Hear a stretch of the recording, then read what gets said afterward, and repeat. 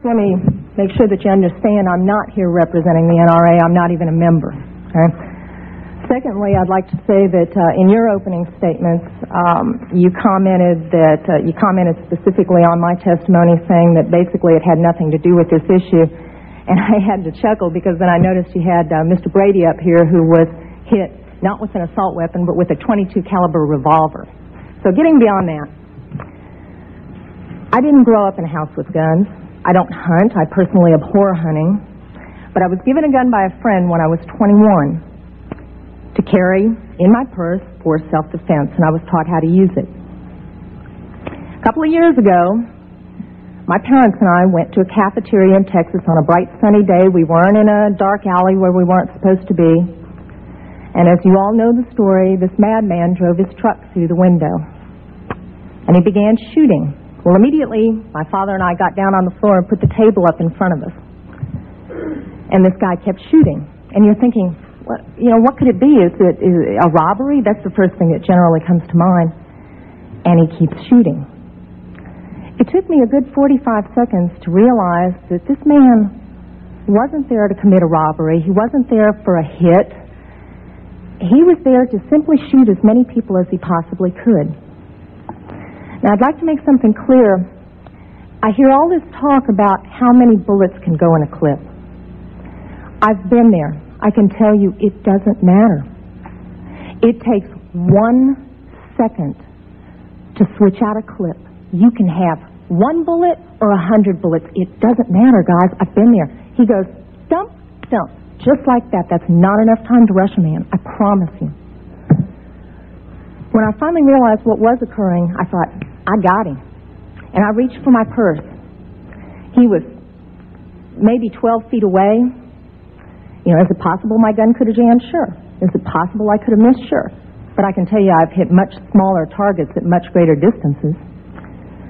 But then I realized that a couple of months earlier I had made the stupidest decision of my life. I took my gun out of my purse and left it in my car. Because as you well know, in the state of Texas, it's sometimes a felony offense to carry a gun in your purse. I can tell you that I'm not mad at the guy that did this. As he continued, it was obvious that he was a madman. My father, at that point, said, I've got to do something. I've got to do something. He's going to kill everybody in here. And he rushed the man. No way. The guy turned, shot him in the chest. He went down, was obviously mortally wounded. For whatever reason, that made the man change directions and go off to my left. Shortly thereafter, someone at the back of the restaurant broke out a window. When I saw what looked like an opportunity to escape, I turned around and I grabbed my mother by the shirt and I said, come on, we've got to run, we've got to get out of here.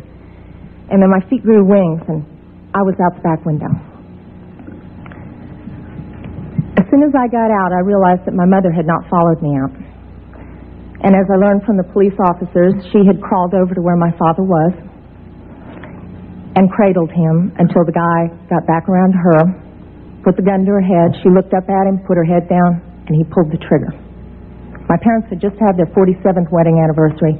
She wasn't going anywhere. As I mentioned, I'm not really mad at the guy that did this.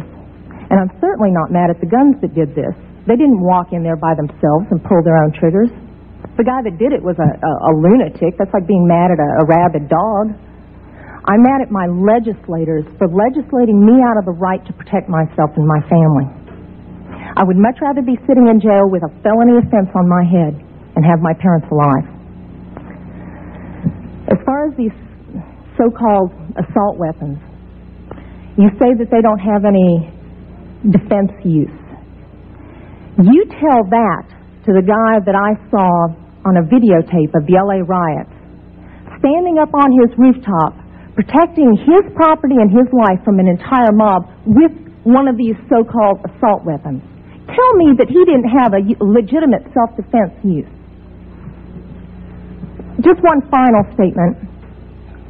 I've been sitting here getting more and more fed up with all of this talk about these pieces of machinery having no legitimate sporting purpose, no legitimate hunting purpose, people, that is not the point of the Second Amendment. The Second Amendment is not about duck hunting. And I know I'm not going to make very many friends saying this, but it's about our rights, all of our rights, to be able to protect ourselves from all of you guys up there.